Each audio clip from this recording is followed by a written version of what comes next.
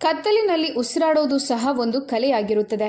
ಸುತ್ತಲೂ ಮರದ ಗೋಡೆಗಳಿದ್ದಾಗ, ಮೂಗಿನ ಹತ್ತಿರ ಹಳೆಯ ಫೈಲ್ಗಳ ವಾಸನೆ ಬರುತ್ತಿದ್ದಾಗ ಹೊರಗಿನ ಶಬ್ದಗಳು ಎಷ್ಟು ಸ್ಪಷ್ಟವಾಗಿ ಕೇಳಿಸುತ್ತವೆ ಎಂದರೆ ಪ್ರತಿಯೊಂದು ಶಬ್ದವೂ ಸೂಜಿಯಂತೆ ಚುಚ್ಚುತ್ತದೆ.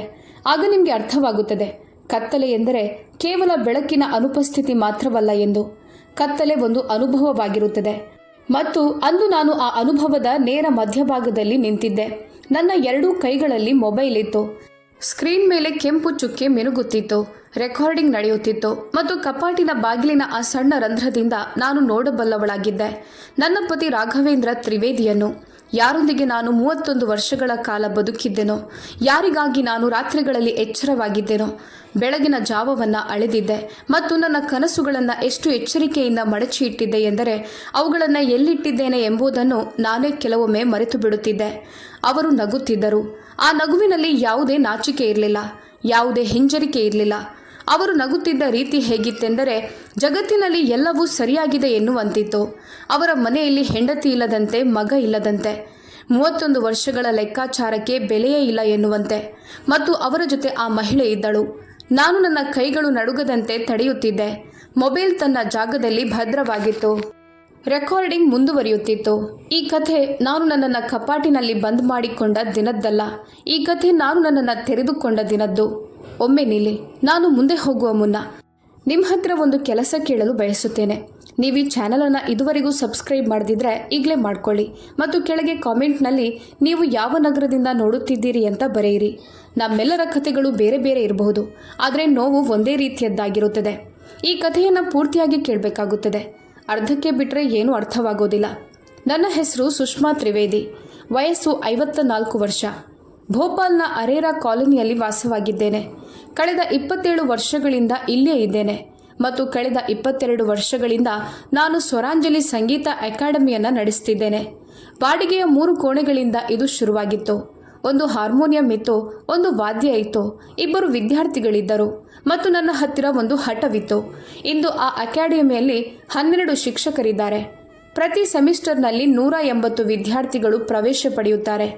ರಾಜ್ಯ ಮಟ್ಟದ ಸ್ಪರ್ಧೆಗಳಲ್ಲಿ ನಮ್ಮ ಮಕ್ಕಳು ಬಹುಮಾನಗಳನ್ನು ಗೆದ್ದು ತರುತ್ತಾರೆ ಮತ್ತು ಯಾವ ಕಟ್ಟಡದಲ್ಲಿ ಸಂಗೀತ ಪ್ರತಿಧ್ವನಿಸುತ್ತಿದೆಯೋ ಅದರ ದಾಖಲೆ ಪತ್ರಗಳ ಮೇಲೆ ನನ್ನ ಹೆಸರಿದೆ, ಕೇವಲ ನನ್ನದು.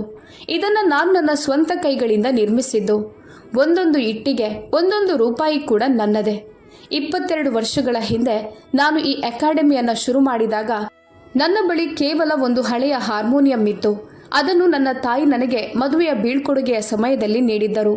ಆ ಹಾರ್ಮೋನಿಯಂವನ್ನು ತಾಯಿ ತನ್ನ ಜೀವನದ ಪೂರ್ತಿ ಗಳಿಕೆಯಿಂದ ಖರೀದಿಸಿದ್ದರು. ಅವರು ಹೇಳಿದ್ದರು, ಮಗಳೇ, ಇದನ್ನು ಮಾರಬೇಡ ಎಂದು. ಇದು ನಿನ್ನ ಬಳಿ ಇರುವವರೆಗೆ ನಿನ್ನ ಆತ್ಮ ಸುರಕ್ಷಿತವಾಗಿರುತ್ತದೆ. ಹಾಗಾಗಿ ನಾನು ಆ ಹಾರ್ಮೋನಿಯಂ ಅನ್ನು ಇಂದಿನವರೆಗೂ ಮಾರಿಲ್ಲ. ಅದು ಇಂದಿಗೂ ಅಕಾಡೆಮಿಯ ಅತ್ಯಂತ ಹಳೆಯ ಕೋಣೆಯಲ್ಲಿದೆ. ರಾಘವೇಂದ್ರ ಅವರೊಂದಿಗೆ ಮದುವೆಯಾದಾಗ ಅವರೊಬ್ಬ ಮಧ್ಯಮ ವರ್ಗದ ಕುಟುಂಬದ ಮಗನಾಗಿದ್ದರು. ಕಠಿಣ ಪರಿಶ್ರಮಿ ಮತ್ತು ಪ್ರಾಮಾಣಿಕರಾಗಿದ್ದರು. ಒಂದು ದಿನ ಸ್ವಂತ ಕೆಲಸ ಮಾಡಬೇಕೆಂಬುದು ಅವರ ಕನಸಾಗಿತ್ತು ಮತ್ತು ನನ್ನ ಕನಸು ಸಂಗೀತವಾಗಿತ್ತು. ಬಾಲ್ಯದಿಂದಲೂ ನಾನು ಕಲಿತಿದ್ದ, ನನ್ನ ಆತ್ಮದಲ್ಲಿ ಇಳಿದಿದ್ದ ಹಿಂದೂಸ್ತಾನಿ ಶಾಸ್ತ್ರೀಯ ಸಂಗೀತ. ಆರಂಭದ ವರ್ಷಗಳಲ್ಲಿ ರಾಘವೇಂದ್ರ ಅವರೇ ನನಗೆ ದೊಡ್ಡ ಧೈರ್ಯ ತುಂಬುವವರಾಗಿದ್ದರು. ಅಕಾಡೆಮಿಯ ಮೊದಲ ವರ್ಷದಲ್ಲಿ ದೀಪಾವಳಿಯ ನಂತರ ವಿದ್ಯಾರ್ಥಿಗಳು ಕಡಿಮೆಯಾದಾಗ ನಾನು ತುಂಬ ಉದಾಸೀನಳಾಗಿದ್ದೆ. ಆಗ ಅವರು ಹೇಳಿದರು, ಸುಷ್ಮಾ, ಪ್ರತಿ ಸಂಸ್ಥೆಯು ನಿಧಾನವಾಗಿ ಪಕ್ವವಾಗುತ್ತದೆ. ನಿನ್ನ ಅಕಾಡೆಮಿಯ ಬೇರುಗಳು ಗಟ್ಟಿಯಾಗಿವೆ.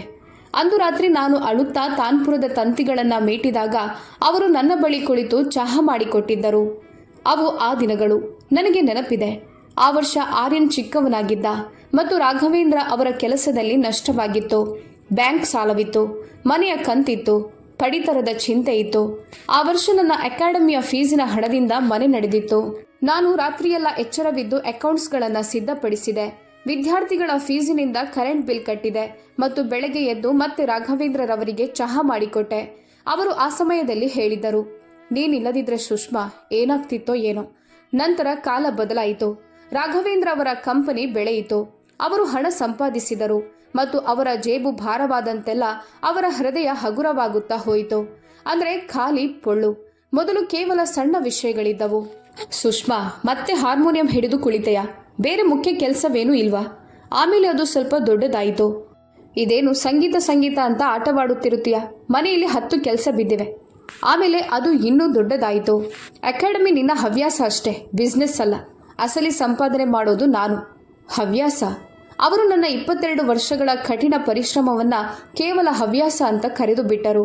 ಯಾವ ಸಂಸ್ಥೆಯು ಒಂದು ಕಾಲದಲ್ಲಿ ಅವರ ಮನೆಯ ರೊಟ್ಟಿಯ ವ್ಯವಸ್ಥೆ ಮಾಡಿತ್ತೋ, ಯಾವಾಗ ಅವರ ಕೆಲಸ ನಷ್ಟದಲ್ಲಿತ್ತೋ, ಯಾವಾಗ ಬ್ಯಾಂಕ್ ಸಾಲ ತಲೆಯ ಮೇಲಿತ್ತೋ, ಯಾವಾಗ ಆರ್ಯನ್ ಶಾಲೆಯ ಫೀಸಿಗೆ ಹಣದ ಕೊರತೆ ಇತ್ತೋ, ಆ ಸಂಸ್ಥೆಯ ಬಗ್ಗೆ ಅವರು ಹೀಗೆ ಹೇಳಿದರು. ಆದರೆ ನಾನು ಏನೂ ಹೇಳಲಿಲ್ಲ. ಹೆಣ್ಣು ಮಕ್ಕಳು ಬಹಳಷ್ಟು ವಿಷಯಗಳನ್ನು ಹೇಳೋದಿಲ್ಲ. ಇದನ್ನು ನಾವು ಸಂಸ್ಕಾರ ಎನ್ನುತ್ತೇವೆ, ಸಮಯ ಪ್ರಜ್ಞೆ ಎನ್ನುತ್ತೇವೆ, ಮರ್ಯಾದೆ ಎನ್ನುತ್ತೇವೆ. ವಾಸ್ತವವಾಗಿ ಇದು ಮೌನವಾಗಿರುತ್ತದೆ. ಅದು ನಿಧಾನವಾಗಿ ವಿಷವಾಗಿ ಬದಲಾಗುತ್ತದೆ. ಆರ್ಯನ್ ನಮ್ಮ ಮಗ, 28 ವರ್ಷದವನು. ಪುಣೆಯ IT ಕಂಪನಿಯಲ್ಲಿ ಕೆಲಸ ಮಾಡ್ತಾನೆ. ಪ್ರತಿ 2 ವಾರಕ್ಕೊಮ್ಮೆ ಫೋನ್ ಮಾಡ್ತಾನೆ. ತುಂಬ ಮುದ್ದಾದ ಹುಡುಗ. ಆದರೆ ಕೆಲವು ತಾಯಂದಿರು ತಮ್ಮ ಮಕ್ಕಳನ್ನು ಎಷ್ಟು ಅತಿಯಾಗಿ ಆರೈಕೆ ಮಾಡುತ್ತಾರೆಂದರೆ ಆ ಮಕ್ಕಳಿಗೆ ಆರೈಕೆ ಮಾಡೋದು ಎಂದರೆ ಏನೆಂಬುದೇ ಕಲಿಯಲು ಸಾಧ್ಯವಾಗೋದಿಲ್ಲ. ನಾನು ಸಹ ಅದೇ ತಪ್ಪು ಮಾಡಿದ್ದೆ. ಆರ್ಯನ್ಗೆ ಎಂದಿಗೂ ತೊಂದರೆ ಆಗಲಿಲ್ಲ. ಹಾಗಾಗಿ ತಾಯಿಗೂ ತೊಂದರೆಯಾಗುತ್ತದೆ ಎಂಬುದು ಅವನಿಗೆ ತಿಳಿಯಲೇ ಇಲ್ಲ. ಅದು ನನ್ನ ತಪ್ಪಾಗಿತ್ತು. ಆದರೆ ಅವನ ವಿಷಯ ಆಮೇಲೆ ಬರಲಿ. ಮೊದಲು ನಾನು ನಿರ್ಲಕ್ಷಿಸಿದ ಆ 3 ವಿಷಯಗಳು. ಮೊದಲನೆಯದ್ದು, ಒಂದು ರಾತ್ರಿ ಸುಮಾರು 11 ಗಂಟೆಗೆ ರಾಘವೇಂದ್ರ ಅವರ ಫೋನ್ ರಿಂಗ್ ಆಯಿತು. ನಾನು ಪಕ್ಕದಲ್ಲೇ ಮಲಗಿದ್ದೆ. ಅವರು ಫೋನ್ ನೋಡಿ ಎದ್ದು ಬಾತ್ರೂಮ್ ಒಳಗೆ ಹೋದರು. ಬಾಗಿಲು ಹಾಕಿಕೊಂಡರು. 10 ನಿಮಿಷದ ನಂತರ ಬಂದರು. ರಾಂಗ್ ನಂಬರ್ ಆಗಿತ್ತು ಎಂದರು. ನಾನು ಸರಿ ಅಂದುಕೊಂಡೆ. ಎರಡನೆಯದ್ದು, ಅವರ ಕೋಟಿನ ಜೇಬಿನಲ್ಲಿ ಒಂದು ಹೋಟೆಲ್ನ ರಸೀದಿ ಇತ್ತು. ಇಂದೋರ್ನ ಒಂದು ಹೋಟೆಲ್. ದಿನಾಂಕ ನೋಡಿದಾಗ ಅದು ಜಬಲ್ಪುರದಲ್ಲಿ ಪ್ರಾಜೆಕ್ಟ್ ಕೆಲಸವಿದೆ ಅಂತ ಅವರು ಹೇಳಿದ್ದ ವಾರದ್ದೇ ಆಗಿತ್ತು. ನಾನು ಅಂದುಕೊಂಡೆ, ಬಹುಶಃ ದಾರಿಯಲ್ಲಿ ತಂಗಿರಬಹುದು ಅಂತ. ಮೂರನೆಯದ್ದು, ಇದು ಅತ್ಯಂತ ವಿಚಿತ್ರವಾಗಿತ್ತು. ಒಂದು ಮಧ್ಯಾಹ್ನ ನನ್ನ ಫೋನ್ ರಿಂಗ್ ಆಯಿತು. ಅಪರಿಚಿತ ನಂಬರ್ ಆಗಿತ್ತು. ನಾನು ಫೋನ್ ಎತ್ತಿದೆ. ಒಬ್ಬ ಹೆಣ್ಣು ಮಗಳ ಧ್ವನಿ. ನಿಧಾನವಾಗಿತ್ತು, ಆದರೆ ಸ್ಪಷ್ಟವಾಗಿತ್ತು. ನಿಮ್ಮ ಮನೆಯ ಕಪಾಟನ್ನು ಗಮನವಿಟ್ಟು ನೋಡಿ. ಇಷ್ಟು ಹೇಳಿ ಲೈನ್ ಕಟ್ಟಾಯಿತು. ನಾನು ಸ್ವಲ್ಪ ಹೊತ್ತು ಫೋನ್ ನೋಡುತ್ತಾ ನಿಂತಿದ್ದೆ.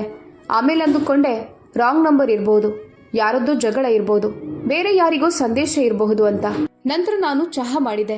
ವಿದ್ಯಾರ್ಥಿಗಳಿಗಾಗಿ ಸಂಗೀತದ ನೋಟ್ಸ್ ಸಿದ್ಧಪಡಿಸಲು ಕುಳಿತೆ. ಇದು ನನ್ನ ದೊಡ್ಡ ತಪ್ಪು ಅಥವಾ ಇಲ್ಲವೋ ಗೊತ್ತಿಲ್ಲ. ಬಹುಶಃ ಆ ಸಮಯದಲ್ಲಿ ನನ್ನ ಮನಸ್ಸು ಸಿದ್ಧವಾಗಿರಲಿಲ್ಲವೇನೋ. ಕೆಲವು ಸತ್ಯಗಳನ್ನು ತಿಳಿದುಕೊಳ್ಳಲು ಮೊದಲು ನಮ್ಮನ್ನು ನಾವು ಎಷ್ಟು ಬಲಪಡಿಸಿಕೊಳ್ಳಬೇಕೆಂದರೆ ಆ ಸತ್ಯಗಳನ್ನು ಕೇಳಿದಾಗ ನಾವು ಕುಸಿದು ಬೀಳಬಾರ್ದು, ಬದಲಿಗೆ ಎದ್ದು ನಿಲ್ಲಬೇಕು. ನಾನು ಆ ಕ್ಷಣದಲ್ಲಿ ಸಿದ್ಧಳಿರಲಿಲ್ಲ. 3 ವಾರಗಳ ನಂತರ ನಾನು ಸಿದ್ಧವಾದೆ. ಅಂದು ನಾನು ರಾಘವೇಂದ್ರ ಅವರ ಸ್ಟಡಿ ರೂಮ್ನಲ್ಲಿ ಕರೆಂಟ್ ಬಿಲ್ ಹುಡುಕ್ತಿದ್ದೆ. ಅಷ್ಟೇ, ಒಂದು ಸಾಧಾರಣ ಕೆಲಸ, ಪ್ರತಿ ಮನೆಯಲ್ಲೂ ನಡೆಯುವಂತಹದ್ದೇ ಕೆಲಸ. ಅವರ ಮೇಜಿನ ಡ್ರಾಯರ್ ತೆರೆದೆ. ಮೇಲೆ ಕೆಲವು ಕಾಗದಗಳಿದ್ದವು. ಅವುಗಳನ್ನು ಪಕ್ಕಕ್ಕೆ ಸರಿಸುತ್ತಿದ್ದಂತೆ ಕೆಳಗಿನಿಂದ ಒಂದು ಫೈಲ್ ಹೊರಬಂತು.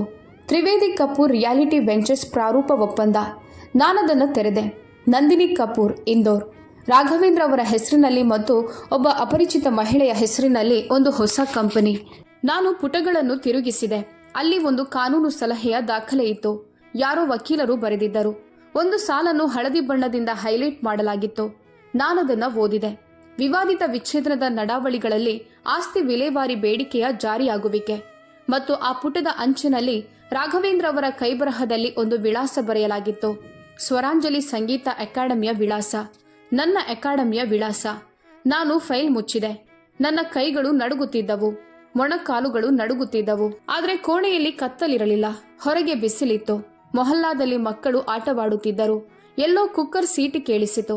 ಜಗತ್ತು ತನ್ನ ಪಾಡಿಗೆ ತಾನು ನಡೆಯುತ್ತಿತ್ತು. ಮತ್ತು ನಾನವರ ಸ್ಟಡಿ ರೂಮ್ನ ನೆಲದ ಮೇಲೆ ಬಹಳ ಹೊತ್ತು ಕುಳಿತು ಬಿಟ್ಟೆ.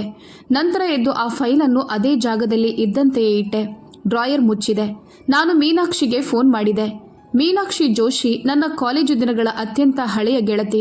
ಭೋಪಾಲ್ನಲ್ಲಿ ಫ್ಯಾಮಿಲಿ ಲಾ ವಕೀಲೆ. ನಾವು ಸೀರೆಯ ಬದಲಿಗೆ ಸಲ್ವಾರ್ ಧರಿಸುತ್ತಿದ್ದ, ಕ್ಯಾಂಟೀನ್ನಲ್ಲಿ ಸಮೋಸ ತಿನ್ನುತ್ತಿದ್ದ ಕಾಲದಿಂದಲೂ ಅವಳು ನನ್ನ ಗೆಳತಿ. ತನ್ನ ಇಡೀ ಜೀವನದಲ್ಲಿ ಒಂದು ಕ್ಷಣವೂ ನಾನು ಒಂಟಿ ಅಂತ ನನಗೆ ಅನಿಸದಂತೆ ನೋಡಿಕೊಂಡವಳು. ಅವಳು ಫೋನ್ ಎತ್ತಿದಳು. ನಾನೇನೂ ಹೇಳಲಿಲ್ಲ. ಒಂದು ಕ್ಷಣದ ಮೌನದ ನಂತರ ಅವಳು ಕೇಳಿದಳು, ಸುಷ್ಮಾ, ಎಲ್ಲಿದ್ದೀಯಾ? ಮನೆಯಲ್ಲಿದ್ದೀಯಾ? ಹೌದು, ಅರ್ಧ ಗಂಟೆಯಲ್ಲಿ ಬರ್ತೀನಿ ಎಂದಳು.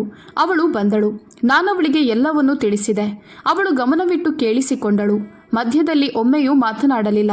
ನಾನು ಹೇಳಿ ಮುಗಿಸಿದಾಗ ಅವಳು ದೀರ್ಘವಾಗಿ ನಿಟ್ಟುಸಿರು ಬಿಟ್ಟಳು. ಸುಷ್ಮಾ, ಈಗ ಅಳಬೇಕಾ ಅಥವಾ ಹೋರಾಡಬೇಕಾ? ನಾನು ಹೇಳಿದೆ, 2. ಅವಳು ಹೇಳಿದಳು, 2 ಒಟ್ಟಿಗೆ ಆಗೋದಿಲ್ಲ. ಮೊದಲು ಒಂದನ್ನು ಆರಿಸಿಕೊ. ನಾನು ಯೋಚಿಸಿ ಹೇಳಿದೆ, ಹೋರಾಡಬೇಕು. ಮೀನಾಕ್ಷಿ ಹೇಳಿದಳು. ಹಾಗಾದ್ರೆ ಗಮನವಿಟ್ಟು ಕೇಳು. ಸಿಟ್ಟಿನಲ್ಲಿ ಅವನ ಜೊತೆ ಮಾತನಾಡಬೇಡ. ನಿನ್ಗೆ ಏನು ಗೊತ್ತಿಲ್ಲದಂತೆ ನಟಿಸು. ದೈನಂದಿನ ಜೀವನ ಮೊದಲಿನಂತೆಯೇ ಸಾಗಲಿ. ಮತ್ತು ನನಗೆ ನ್ಯಾಯಾಲಯದಲ್ಲಿ ಕೆಲಸಕ್ಕೆ ಬರುವಂತ ಸಾಕ್ಷ್ಯ ಬೇಕು. ದುಃಖ ಆಮೇಲೆ ಕೆಲಸಕ್ಕೆ ಬರುತ್ತದೆ. ಈಗ ಸಾಕ್ಷ್ಯ ಬೇಕು. ನಾನು ಅದನ್ನೇ ಮಾಡಿದೆ. ನಾನು ನಟಿಯಾದೆ. 31 ವರ್ಷಗಳಲ್ಲಿ ನಾನು ಬಹಳಷ್ಟು ಕಲಿತಿದ್ದೆ. ಆದರೆ ಅತ್ಯಂತ ಕಠಿಣವಾದ ಪಾತ್ರ ಇದೇ ಆಗಿರುತ್ತದೆ ಅಂತ ನಾನೆಂದೂ ಯೋಚಿಸಿರಲಿಲ್ಲ. ತನ್ನ ಯೋಜನೆಯಲ್ಲಿ ನನ್ನ ಅಕಾಡೆಮಿಯ ವಿಳಾಸವನ್ನು ಬರೆದಿಟ್ಟಿದ್ದ ಮನುಷ್ಯನ ಮುಂದೆ ನಗೋದು ನನ್ನ 22 ವರ್ಷಗಳ ಕಠಿಣ ಪರಿಶ್ರಮವನ್ನು ಇನ್ನೊಬ್ಬರ ಆಸ್ತಿಯನ್ನಾಗಿ ಬದಲಿಸುವ ಕನಸು ಕಂಡಿದ್ದ ವ್ಯಕ್ತಿಗಾಗಿ ಚಹಾ ಮಾಡೋದು. ಪ್ರತಿದಿನ ಬೆಳಿಗ್ಗೆ ಎದ್ದು ಚಹಾ ಮಾಡುತ್ತಿದ್ದೆ, ಅಡುಗೆ ಮಾಡ್ತಿದ್ದೆ. ಇಂದು ಎಲ್ಲಿಗೆ ಹೋಗಬೇಕು ಅಂತ ಕೇಳ್ತಿದ್ದೆ. ಅವರು ಹೇಳ್ತಿದ್ರು. ನಾನು ಕೇಳಿಸಿಕೊಳ್ತಿದ್ದೆ. ಆದರೆ ಒಳಗೊಳಗೆ ಬೇರೆಯದ್ದೇನೋ ಕೇಳಿಸಿಕೊಳ್ಳುತ್ತಿದ್ದೆ. ಅವರು ರಾತ್ರಿ ತಡವಾಗಿ ಬಂದು ಮೀಟಿಂಗ್ ಇತ್ತು ಅಂದಾಗ ನಾನು ಸರಿ, ಊಟ ಬಿಸಿ ಮಾಡುತ್ತೇನೆ ಎನ್ನುತ್ತಿದ್ದೆ. ಅವರು ಮತ್ತೆ ನನ್ನ ಅಕಾಡೆಮಿಯ ಬಗ್ಗೆ ಏನಾದರೂ ಅಂದಾಗ ನಾನು ಸುಮ್ಮನಿರುತ್ತಿದ್ದೆ. 1 ವಾರ ಕಳೆಯಿತು. ನಂತರ ಆ ಮಂಗಳವಾರ ಬಂತು. ಅಂದು ವಿಶೇಷವಾಗಿ ಏನನ್ನು ಮಾಡುವ ಉದ್ದೇಶ ನನಗಿರಲಿಲ್ಲ. ಆರ್ಯನ್ ಮತ್ತು ರಾಘವೇಂದ್ರ ಅವರಿಗಾಗಿ ಅಡುಗೆ ಮಾಡಿದ್ದೆ. ಆಫೀಸ್ಗೆ ಹೋಗಿ ಟಿಫನ್ ಕೊಟ್ಟು ಬರಬಾರ್ದೆ ಅಂತ ಯೋಚಿಸಿದೆ. ಇದೊಂದು ಸಾಧಾರಣ ನೆಪ. ಮೊದಲು ಸಹ ನಾನು ಹೀಗೆ ಮಾಡ್ತಿದ್ದೆ. ಹಾಗಾಗಿ ಯಾರೂ ಸಂಶಯ ಪಡುತ್ತಿರಲಿಲ್ಲ. ಆದರೆ ಮೀನಾಕ್ಷಿ ಹೇಳಿದ್ದ ಒಂದು ಮಾತು ನನ್ನ ಮನಸ್ಸಿನಲ್ಲಿತ್ತು. ಸಂದರ್ಭ ಸಿಕ್ಕಾಗ ಮೊಬೈಲ್ ಸಿದ್ಧವಾಗಿಟ್ಟುಕೋ.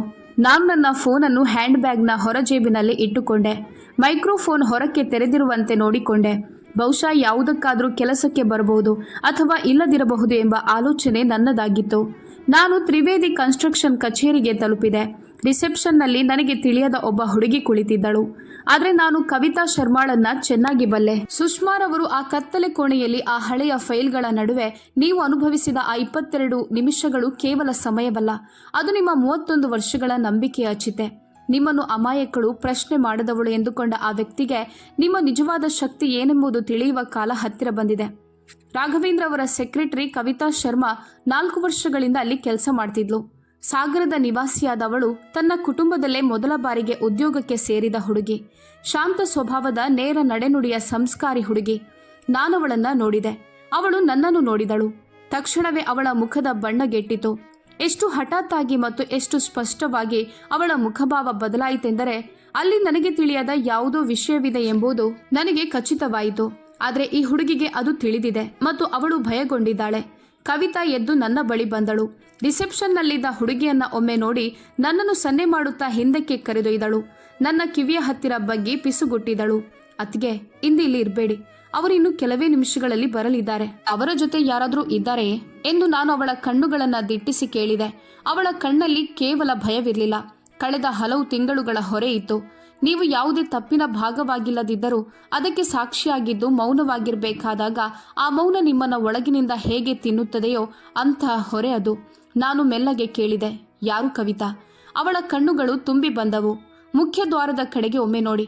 ಒಂದು ಕ್ಷಣ ಮೌನ ವಹಿಸಿದಳು. ನಂತರ ಒಂದು ನಿರ್ಧಾರಕ್ಕೆ ಬಂದು ಕ್ಯಾಬಿನ್ ಬಾಗಿಲು ತೆರೆದಳು. ಒಳಗೆ ಹೋಗ್ಬಿಡಿ. ಆ ಮೂಲೆಯಲ್ಲಿ ಒಂದು ದೊಡ್ಡ ಕಪಾಟು ಇದೆ. ಅದು ತೆರೆದಿದೆ. ಅದರ ಒಳಗೆ ಅಡಗಿಕೊಳ್ಳಿ. ಸ್ವಲ್ಪವೂ ಶಬ್ದ ಮಾಡಬೇಡಿ. ಮತ್ತು ನೀವು ಏನನ್ನೇ ಕೇಳಿಸಿಕೊಂಡರೂ. ಅವಳು ಮಾತನ್ನು ಪೂರ್ತಿಗೊಳಿಸಲಿಲ್ಲ.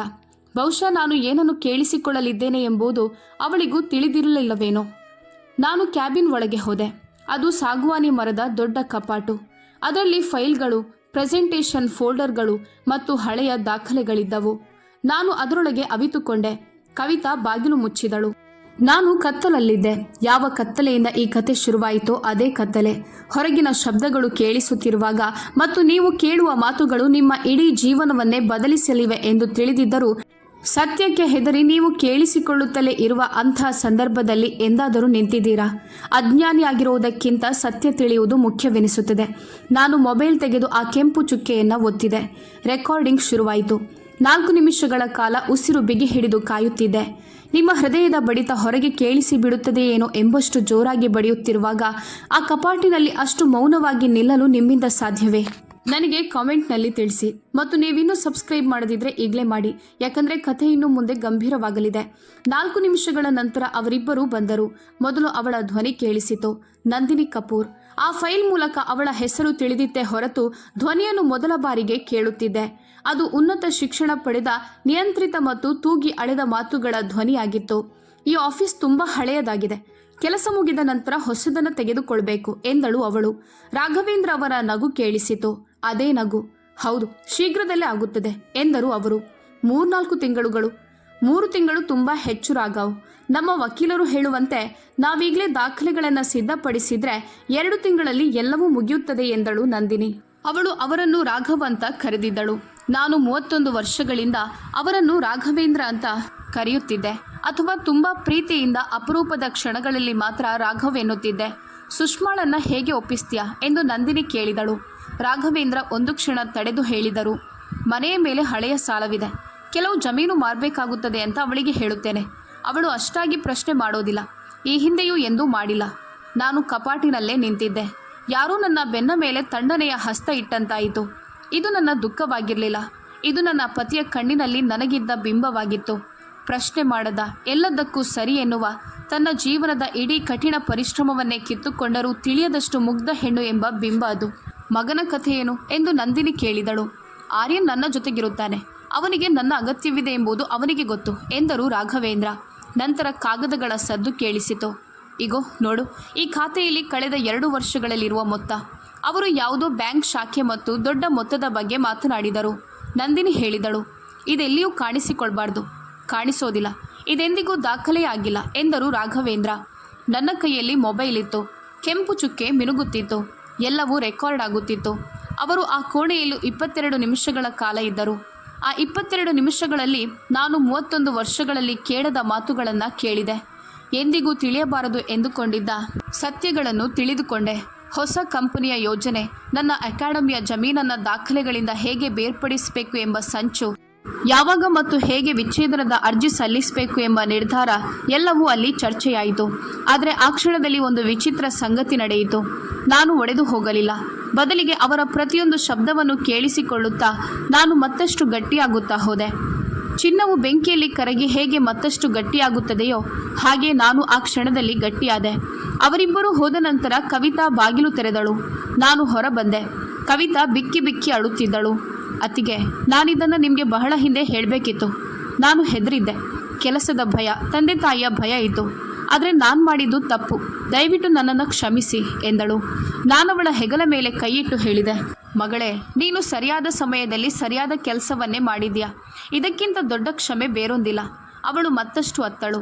ನಾನು ನನ್ನ ಟಿಫಿನ್ ಬಾಕ್ಸ್ ಎತ್ತಿಕೊಂಡು ಕ್ಯಾಬಿನ್ನಿಂದ ಹೊರ ಬಂದೆ. ರಿಸೆಪ್ಷನ್ ದಾಟಿ ಹೊರಗೆ ಬಂದೆ. ಬಿಸಿಲಿತ್ತು. ಅರೇರಾ ಕಾಲೋನಿಯ ಅದೇ ಪರಿಚಿತ ಬಿಸಿಲು. ಅಶ್ವತ್ಥ ಮರದ ಎಲೆಗಳು ಗಾಳಿಗೆ ಅಲುಗಾಡುತ್ತಿದ್ದವು. ಮಗುವೊಂದು ಸೈಕಲ್ ತುಳಿಯುತ್ತಿತ್ತು. ವೃದ್ಧರೊಬ್ಬರು ತಮ್ಮ ಮನೆಯ ಬಾಗಿಲಲ್ಲಿ ಕುಳಿತಿದ್ದರು. ಜಗತ್ತು ಮೊದಲಿನಂತೆಯೇ ಇತ್ತು. ಬದಲಾಗಿದ್ದು ಕೇವಲ ನಾನು ಮಾತ್ರ. ನಾನು ಆಟೋ ಹತ್ತಿದೆ. ಆಟೋ ಚಲಿಸುತ್ತಿದ್ದಾಗ ನನಗೆ ಯಾಕೋ ನನ್ನ ಗುರೂಜಿ ಹಾಡುತ್ತಿದ್ದ ಹಾಡು ನೆನಪಾಯಿತು. ಭೈರವಿ, ಮುಂಜಾನೆಯ ರಾಗ, ಮುಗಿಯುತ್ತಿರುವ ರಾತ್ರಿಯ ರಾಗ.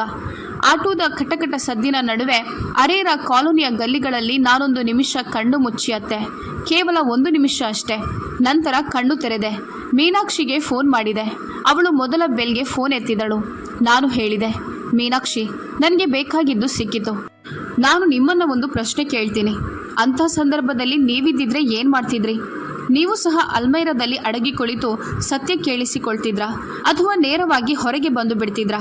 ಕೆಳಗೆ ಕಾಮೆಂಟ್ನಲ್ಲಿ ಖಂಡಿತ ತಿಳಿಸಿ. ಮತ್ತು ಈ ಕಥೆಯನ್ನು ನಿಮ್ಮ ಸಹೋದರಿಯರು, ಗೆಳೆಯರು ಮತ್ತು ಸಂಬಂಧಿಕರಿಗೆ ತಲುಪಿಸಿ. ಯಾರಿಗೆ ಇಂದು ಇದರ ಅವಶ್ಯಕತೆ ಇದೆಯೋ ಅವರಿಗೆ ಇದು ಶಕ್ತಿ ನೀಡಲಿ. ಈಗ ಮುಂದೆ ಏನಾಯಿತು ಕೇಳಿ. ಮೀನಾಕ್ಷಿ ರಂಗಕ್ಕಿಳಿದಾಗ ಕಾನೂನು ಪ್ರಕ್ರಿಯೆಗಳು ಅವಳಷ್ಟೇ ವೇಗವಾಗಿ ಮತ್ತು ನಿಖರವಾಗಿ ನಡೆದವು. ಮೊದಲು ಅವಳು ಸ್ವರಾಂಜಲಿ ಸಂಗೀತ ಅಕಾಡೆಮಿಯ ಆಸ್ತಿ ವರ್ಗಾವಣೆಯ ಮೇಲೆ ತಡೆಯಾಜ್ಞೆ ಕೋರಿ ಅರ್ಜಿ ಸಲ್ಲಿಸಿದಳು. ಇದೊಂದು ಭದ್ರತಾ ಕವಚವಾಗಿತ್ತು. ನನ್ನ ಅನುಮತಿ ಇಲ್ಲದೆ ಅಥವಾ ನ್ಯಾಯಾಲಯದ ಆದೇಶವಿಲ್ಲದೆ ಯಾರೂ ಆ ಜಮೀನನ್ನು ಮಾರಾಟ ಮಾಡಲು ಸಾಧ್ಯವಿರಲಿಲ್ಲ. 2ನೆಯ ಕೆಲಸ ರೆಕಾರ್ಡಿಂಗ್. ಅದನ್ನು ಕಾನೂನುಬದ್ಧವಾಗಿ ಸಿವಿಲ್ ಪ್ರಕ್ರಿಯೆಗಳಲ್ಲಿ ಸಹಾಯಕ ಸಾಕ್ಷ್ಯವಾಗಿ ಬಳಸಲು ಸಿದ್ಧಪಡಿಸಲಾಯಿತು.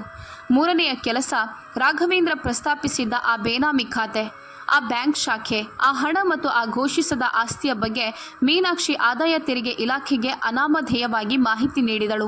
10 ದಿನಗಳಲ್ಲಿ ರಾಘವೇಂದ್ರ ಅವರ ಮುಖ್ಯ ವ್ಯವಹಾರದ ಖಾತೆಗಳನ್ನು ಸ್ಥಗಿತಗೊಳಿಸಲಾಯಿತು. ಎಷ್ಟು ಎಚ್ಚರಿಕೆಯಿಂದ ರೂಪಿಸಿದ್ದ ತ್ರಿವೇದಿ ಕಪೂರ್ ರಿಯಾಲಿಟಿ ವೆಂಚರ್ಸ್ ಕಂಪನಿಗೆ ಸೇರಬೇಕಾಗಿದ್ದ ಆಸ್ತಿಗಳು ಸಿಗದಂತಾದವು.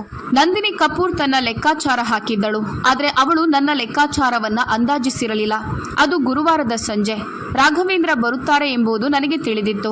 ಈ ಬಾರಿ ಅವರು ಒಂದು ಸಂಭಾಷಣೆಯೊಂದಿಗೆ ಬರುತ್ತಾರೆ. ಅದಕ್ಕಾಗಿ ಅವರು ಸಿದ್ಧತೆ ಮಾಡಿಕೊಂಡಿರುತ್ತಾರೆ ಎಂಬುದು ಗೊತ್ತು. ಬಹುಶಃ ಸಹಾನುಭೂತಿಯಿಂದ ಅಥವಾ ನಿಧಾನವಾಗಿ ಧ್ವನಿ ಏರಿಸುತ್ತಾ ಕುಟುಂಬ ಮತ್ತು ಆರ್ಯನ್ ಮರ್ಯಾದೆಯ ನೆಪವೊಡ್ಡಿ ಮಾತನಾಡಬಹುದು ಎಂದುಕೊಂಡಿದ್ದೆ. ನಾನು ಸಹ ಸಿದ್ಧತೆ ನಡೆಸಿದ್ದೆ. ಅಚ್ಚುಕಟ್ಟಾಗಿ ಇಸ್ತ್ರಿ ಮಾಡಿದ ಸೀರೆ ಉಟ್ಟೆ. ಕೂದಲನ್ನು ಸರಿಯಾಗಿ ಬಾಚಿಕೊಂಡೆ. ಚಹಾ ಮಾಡಿ ಡೈನಿಂಗ್ ಟೇಬಲ್ ಮೇಲೆ ಇಟ್ಟೆ ಮತ್ತು ಮೀನಾಕ್ಷಿಯನ್ನ ಕರೆಸಿಕೊಂಡೆ. ಅವಳು ಬಂದಳು. ಕೈಯಲ್ಲಿ ಒಂದು ಮುಚ್ಚಿದ ಲಕೋಟೆ ಇತ್ತು. ನಾವಿಬ್ಬರು ಟೇಬಲ್ನ ಒಂದು ಬದಿಯಲ್ಲಿ ಕುಳಿತೆವು. ರಾಘವೇಂದ್ರ ಬಂದರು. ಬಾಗಿಲು ತೆರೆಯಿತು. ಅವರು ನನ್ನನ್ನು ನೋಡಿದರು. ನಂತರ ಮೀನಾಕ್ಷಿಯನ್ನು ನೋಡಿದರು. ಅವರ ಮುಖದಲ್ಲಿ ಒಂದು ಕ್ಷಣ ಬದಲಾವಣೆ ಕಂಡಿತು. ಅವರಿಗೆ ತಿಳಿಯದಂತೆ ನಾನದನ್ನು ಗಮನಿಸಿದೆ. ನಂತರ ಅವರು ತಮ್ಮನ್ನು ತಾವು ಸಂಭಾಳಿಸಿಕೊಂಡು ಕುಳಿತರು. ಸ್ವಲ್ಪ ಹೊತ್ತು ಮೌನ ಆವರಿಸಿತು. ನಂತರ ಅವರು ಹೇಳಿದರು, ಸುಷ್ಮಾ, ನಾನು ನಿನ್ನ ಹತ್ರ ಸ್ವಲ್ಪ ಮಾತನಾಡಬೇಕಿತ್ತು.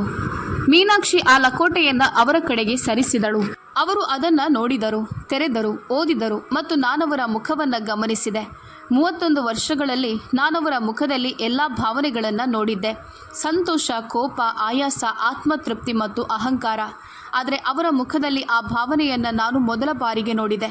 ಅದನ್ನು ನಾನು ಮೊದಲೇ ನೋಡಬೇಕಿತ್ತು. ಅದು ಭಯ. ಅವರು ಕಣ್ಣೆತ್ತಿ ನನ್ನ ಕಡೆ ನೋಡಿದರು. ನಾನು ಮೊದಲ ಬಾರಿಗೆ 31 ವರ್ಷಗಳಿಂದ ನನ್ನೊಳಗಿದ್ದ ಆ ಮಾತನ್ನು ಹೇಳಿದೆ. ರಾಘವೇಂದ್ರ, ನಾನೆಂದೂ ಪ್ರಶ್ನೆಗಳನ್ನು ಮಾಡಲಿಲ್ಲ. ನೀನು ಹೇಳಿದ್ದು ಸರಿ. ಆದರೆ ನಾನೆಲ್ಲವನ್ನೂ ನೋಡುತ್ತಲೇ ಇದ್ದೆ. ಎಲ್ಲವನ್ನೂ ಅರ್ಥ ಮಾಡಿಕೊಳ್ಳುತ್ತಿದ್ದೆ. ಯಾವಾಗ ಮಾತನಾಡಬೇಕು ಎಂಬುದು ಮಾತ್ರ ನನಗೆ ತಿಳಿದಿರಲಿಲ್ಲ. ಈಗ ಅದು ತಿಳಿದಿದೆ. ಅವರು ಏನೂ ಮಾತನಾಡಲಿಲ್ಲ. ಮೀನಾಕ್ಷಿ ಹೇಳಿದಳು, ಲಕೋಟೆಯಲ್ಲಿರುವುದನ್ನು ಓದಿಕೊಳ್ಳಿ. ಬೇನಾಮಿ ಖಾತೆಯ ಮಾಹಿತಿಯನ್ನು ಈಗಾಗಲೇ ಇಲಾಖೆಗೆ ನೀಡಲಾಗಿದೆ. ಅಕಾಡೆಮಿಯ ಮೇಲೆ ತಡೆಯಾಜ್ಞೆ ಇದೆ.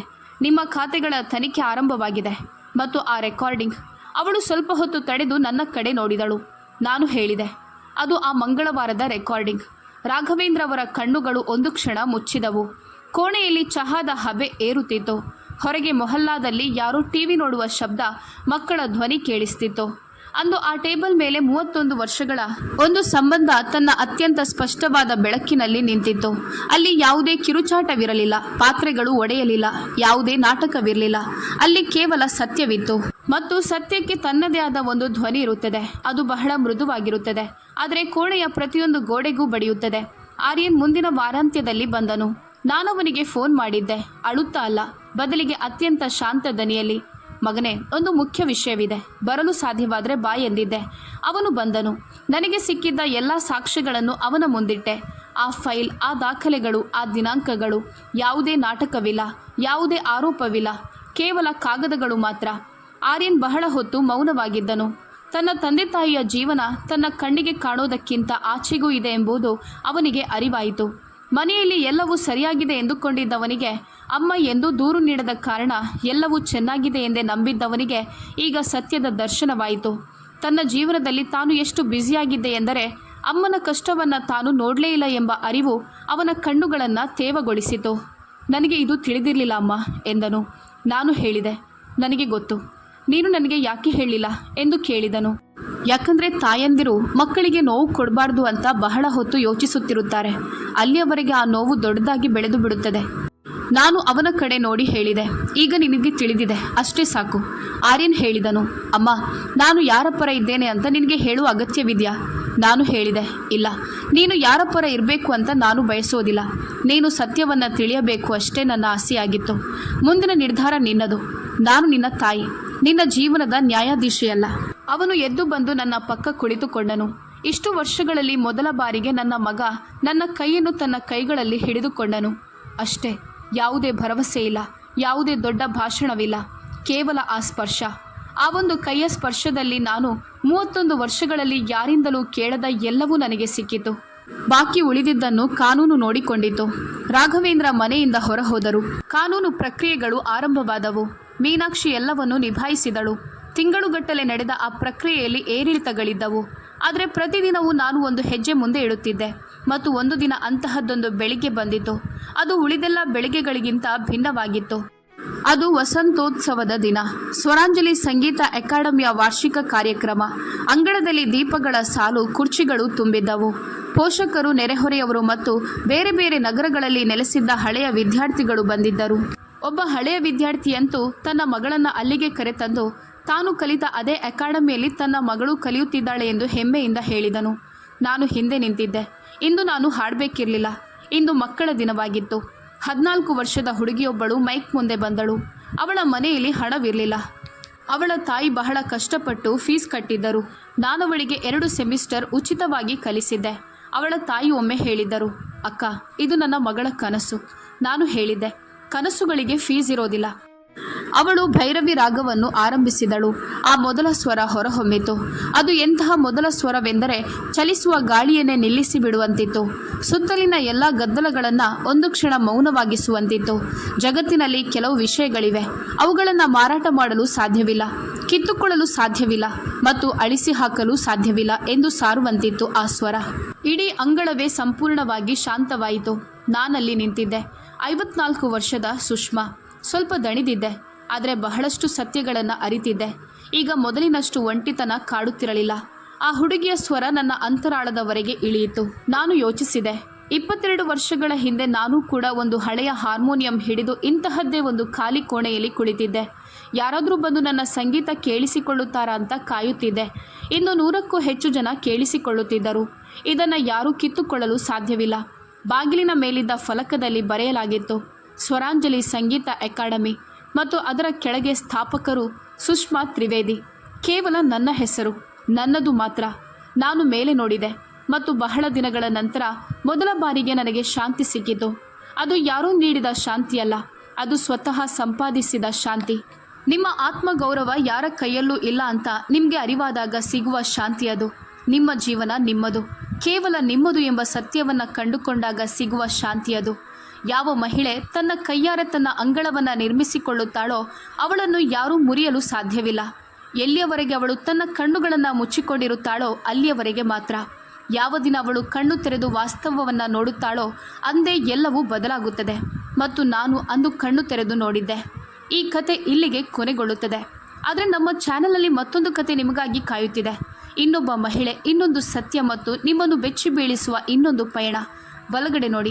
ಆ ವಿಡಿಯೋವನ್ನು ಈಗಲೇ ಪ್ಲೇ ಮಾಡಿ ಮತ್ತು ಈ ಕಥೆಯನ್ನು ಇಂದು ಯಾರಿಗೆ ಇದರ ಅಗತ್ಯವಿದೆಯೋ ಅಂತಹ ಜನರಿಗೆ ತಲುಪಿಸಿ. ಕಥೆಯನ್ನು ಪೂರ್ತಿಯಾಗಿ ಕೇಳಿದ್ದಕ್ಕಾಗಿ ನಿಮಗೆಲ್ಲ ತುಂಬು ಹೃದಯದ ಧನ್ಯವಾದಗಳು.